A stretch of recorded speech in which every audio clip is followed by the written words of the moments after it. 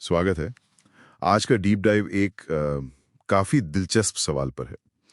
क्या देवी काली की हाथी के रूप में भी पूजा होती है? हमने कुछ रिसर्च किया है, कुछ लेख देखे हैं। तो आज का मिशन है हिंदू धर्म ग्रंथों, प्रतिमा विज्ञान और कल्चरल कॉन्टेक्स्ट में झांक कर देखना कि इस विचार में कोई दम है या नहीं। और अगर नहीं है तो फिर ये धारणा, ये बात आई कहां से? चलिए शुरू करते हैं। हाँ, ये वाकई एक दिलचस्प सवाल है, क्योंकि ये सीधे-सीधे हिंदू प्रतीकात्मकता की जो परतें हैं ना, उनको छूता है। और देखिए, पहली नज़र में मतलब जो सीधा जवाब है, वो तो नहीं ही लगता है। माँ काली की हाथी के रूप में पारंपरिक पूजा का कोई ऐसा स्थापित रेगुलर प्रचलन नहीं मिलता है। उनका जो प्रतिष्ठित स्वरूप है, वो बहुत अलग है। हाँ बिल्कुल। काली माँ का पारंपरिक चित्रण तो बहुत शक्तिशाली है। वो गहरा रंग, बिखरे हुए बाल, मुंडों की माला, कटे हाथों का वो लहंगा और अक्सर शिवजी पर खड़ी हुई दिखाई जाती हैं। ये सब तो अहंकार के विनाश और मुक्ति का प्रतीक माना जाता है। इसमें हाथी तो कहीं फिट नहीं होता। सही कहा, बिल्कुल। और ये समझना भी जरूरी है कि हिंदू धर्म में हाथी का अपना एक गहरा प्रतीकवाद है, हाँ, लेकिन वो आम तौर पे दूसरे देवताओं से जुड़ा है। जैसे सबसे पहले तो गणेश जी ध्यान में आते हैं। उनका हाथी का सर ज्ञान और बाधाओं को दूर करने का प्रतीक। हाँ, और इंद्रदेव का वाहन ऐरावत हाथी वो भी हैं, जो दिव्य शक्ति और बारिश से जुड़ा है। या फिर देवी लक्ष्मी का वो गजलक्ष्मी रूप, जहां दो हाथी होते हैं, समृद्धि और उर्वरता का प्रतीक। तो हाथी महत्वपूर्ण तो हैं, पर काली माँ से सीधा लिंक वो नहीं दिखता। बिल्कुल। तो फिर बात वहीं आती है कि ये भ्रम या ये विचार ये आया कहाँ से, और यहीं पर चीजें थोड़ी दिलचस्प हो जाती हैं। एक मुख्य संभावना जो लगती है वो एक बहुत शक्तिशाली भक्ति स्तोत्र है, काली तांडव स्तोत्रम। उसकी एक पंक्ति की शायद गलत व्याख्या या मिस इंटरप्रिटेशन हो सकता है। अच्छा, वो प्रसिद्ध पंक्ति नव यौवन संपन्ने गज कुंभोपमस्तनी, उसका क्या मतलब निकलता है फिर? हाँ, वही पंक्ति। देखिए, इसका शाब्दिक अर्थ है सनातन यौवन से संपन्न, जिनके स्तन हाथी के ललाट के समान है।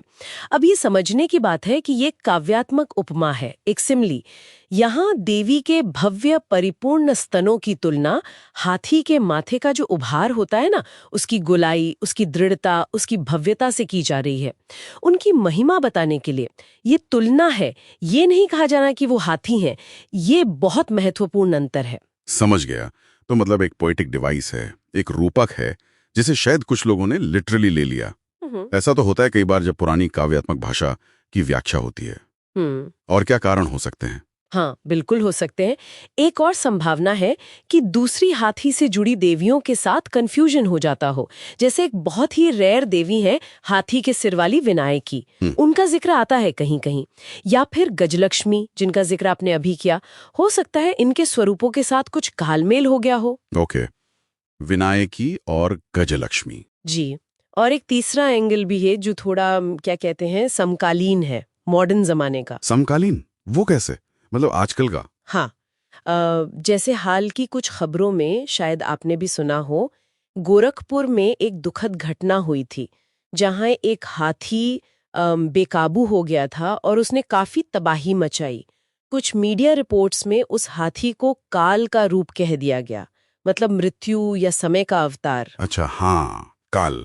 अब क्योंकि काल शब्द देवी काली के नाम से भी जुड़ा है और उनके स्वरूप से भी गहराई से जुड़ा है, वो समय और मृत्यु की देवी हैं, तो ये संभव है शायद अनजाने में ही कि लोगों ने इस विनाशकारी हाथी काल और देवी काली के बीच एक तरह का भाषाई या लाक्षणिक संबंध बना लिया हो।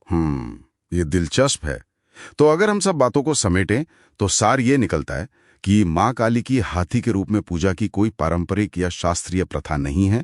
ये जो धारणा है, ये शायद मिली-जुली वजहों से बनी है, काव्यात्मक भाषा की गलतफहमी, दूसरी देवियों के साथ भ्रम, या फिर ये आधुनिक भाषा और समाचारों का असर। एकदम सही कहा, बिल्कुल। और ये दिखाता है कि कैसे प्रतीक, भाषा और जो समकालीन घटनाएं होती हैं, वो आपस में मिलकर नई धारणाएं बना सकती हैं, भले ही वो पारंपरिक रूप से स्थापित ना हो। तो ये सवाल हालांकि एक गलतफहमी पर आधारित लगता है, पर ये हमें हिंदू धर्म की जटिलता को समझने का एक और मौका देता है। उसके प्रतीकवाद की गहराई और अलग-अलग दैवी स्वरूपों की जो समृद्धि है, उसे बेहतर तरीके से सराहने का।